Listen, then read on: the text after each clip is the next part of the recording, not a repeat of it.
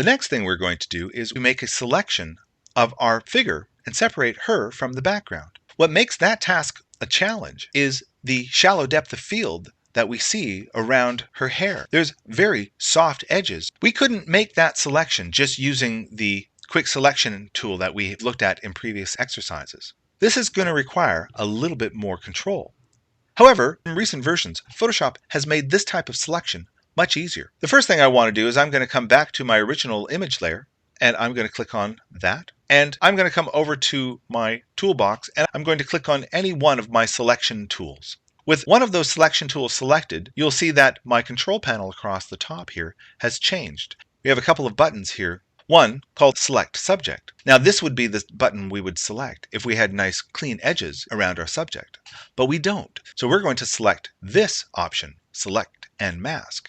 A new window has opened up with some new properties across the right-hand side and some new tools on the left. The pink overlay currently shows us what isn't selected, which means everything. I'm going to come over to my toolbox and choose my quick selection tool. And I'm going to resize that by using my right or left square brackets to increase the size of that brush or decrease the size of that brush. I'm going to make it roughly that size, and I'm just going to drag that brush over top of the figure roughly like that. I don't want to get too close to the edges. I just want to make a very rough selection. And you can see this has done a pretty good job of selecting the figure. However, if I press Command plus sign to zoom in, I can see that there's still some hair that hasn't been selected. To select that hair, we are going to use a different brush. You can see that there's something called the Refine Edge brush tool. I'm going to select that. And with that tool selected, I'm just going to go over top of these soft areas. And I'm just being very careful about just going over top of the hairs that I want to select. And this Refine Brush tool is able to select pixels with a little bit of transparency. Now I have to be careful because I've just gone over an area that was selected with my Refine Brush tool and it deselected it. You can sort of see a little bit of pink in there. So I'm going to press Command Z. I have to be careful. If I see any pink inside the figure, that means that that area isn't selected. So that is how you can tell. If you want to see just how well you've selected this, come back to your Properties panel on the right-hand side and choose View, Black and White. And that gives you a pretty good indication of what you have selected. In fact, I can see some areas here where I have too much selected. For example, in this area of her hair, I can see that I have too much selected. With my Refine Edges tool still selected, I can come up here to my control panel and choose Deselect. If I go over top of that, you can see I can choose a little bit less.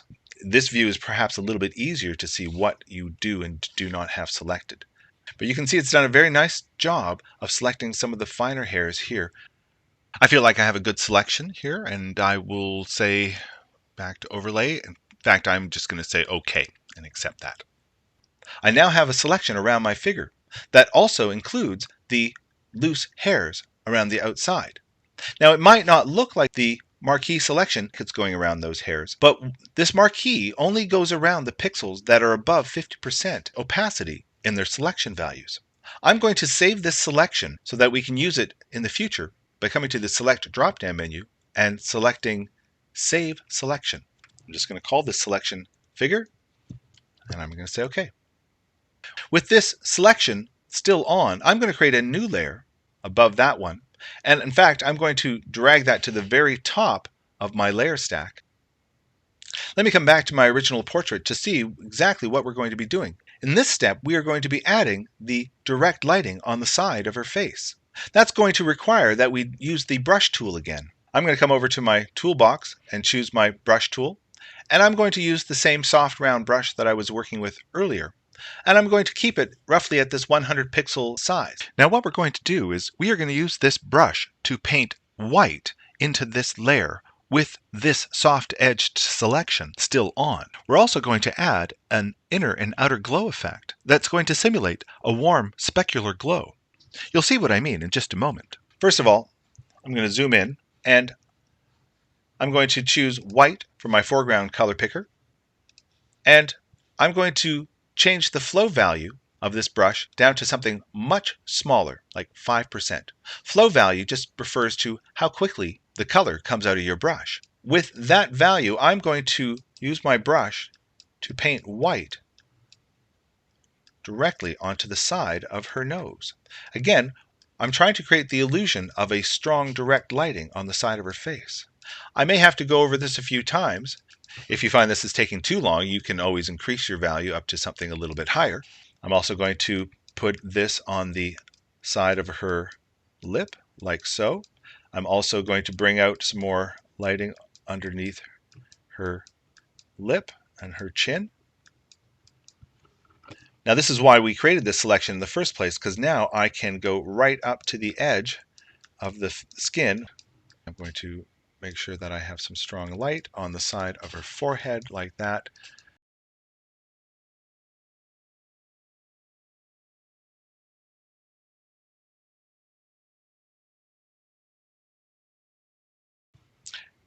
What I'm trying to do is create the sense of a strong light that is coming in from behind her, hitting her and her shoulder and the side of her face. For this next step, I'm going to remove the selection by coming to the Select drop-down menu and choosing Deselect or Command D on my keyboard. Of course, I can load that selection at any time by coming to the Select drop-down menu and saying Load Selection and choosing Figure at any time, which we will probably do a little bit later. To give this light a more realistic glow, I'm going to add an effect by coming to the Layers drop-down menu and choosing Layer Style, Inner Glow. I'm going to adjust my size here so I'm not seeing too much of that. And I'm going to make sure that my color that I'm working with is orange. You can see I've got this nice warm orange color. I'm going to say OK. And in fact, I'm going to add another effect right here in my Layer Styles panel by coming over here to Outer Glow. And again, I'm going to choose this orange color. And again, I'm going to use my sliders for size to determine just how much of an effect this has. I don't want this to be too obvious, but you can see what this is doing around the edges of the areas that I've just painted in. I'm getting a warm specular light effect. I don't mind that right now. If I want to add to this layer, I can always come back with my brush layer and paint some more white into it, like that, to create an even stronger light effect. Let's create another layer above this one. And what we're going to do now is we are going to paint in the rear lighting, the lighting that's coming through the trees in the background. To do that, I'm going to change the blend mode for this new layer from normal to overlay. And again, using my soft round brush, I'm going to click on my foreground color picker and choose again a strong orange yellow. And I'm going to increase the size of this brush quite a bit. And I'm just going to paint this orange yellow onto this layer over the light parts of the background. Now, I don't mind if I have a little bit of overlay with the figure to some degree. What we're painting in here is what's called the specular glow of the light as it refracts through the atmosphere in the background. And you can see that actually has a really nice effect immediately. I'm just going to paint a little bit more of that color into the background area. And again, I'm not too worried about this overlapping with the figure. If I feel like I've added too much, I can always come back to this layer and take that opacity down like that. Just add a few more techniques to this exercise. I'm going to add yet another layer by coming to the bottom of my layers panel and clicking on that add layer icon. And this layer, I'm going to again change its blend mode from normal to overlay. What I want to do with this layer is to provide a color gradient overlay for the background. In a way, I'm trying to stylistically separate my foreground figure and my background. In order to do that, I'm going to have to make sure that my color overlay is not over top of my figure. So before I put my gradient in here, I'm going to first create a mask on this foreground figure. Remember, we saved that selection earlier. Let's load it again here by coming to the Select drop-down menu, selecting Load Selection, Figure, and I'm going to say OK. I've now loaded the selection of my foreground. But remember, it's the background that I want to put the gradient into. In order for me to do that, I need to reverse this selection so that the background is selected and the figure deselected. I can do that easily by coming to the Select drop-down menu and selecting Inverse. Now, with the background selected, I'm going to come back to my Layers panel, and with this new overlay layer that we've just put in selected, I'm going to click on my Add Mask icon once. And you can see that the selection that we had is now been loaded as a mask on this layer, meaning whatever we put into this layer now will not be put over top of the figure. What I'm going to do is come over to my toolbox and choose my gradient tool. I can see my gradient tool right here. It looks like this. However, if you don't see your gradient tool, you can come down to your ellipsis at the bottom of your toolbox and choose Edit Toolbar. From here, you can scroll down to where you see your gradient tool, and then you can drag that into your extra tools. Now with my gradient tool selected, I'm going to come up to my control panel, and I'm going to make sure that I have my linear gradient selected.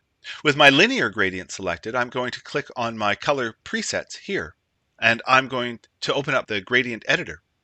And across the top, you will see some standard gradients. I'm going to choose this one here, the blue to orange to yellow. I'm going to click that one. As you can see, these are some very intense colors. I'm going to say OK. With the gradient tool still selected, I'm going to click and drag from the bottom left corner up to the top right, like this. Now that's very intense, but I'm going to reduce the opacity of this layer by coming to the Layers panel and dropping the opacity down to about 25%. If you want to see what that effect does, you can turn that on and off like that. I often find myself experimenting with a number of different types of gradients when doing this type of effect. The results can sometimes be surprising. As you see here, there are a number of different presets that you can explore. And there is our enhanced portrait.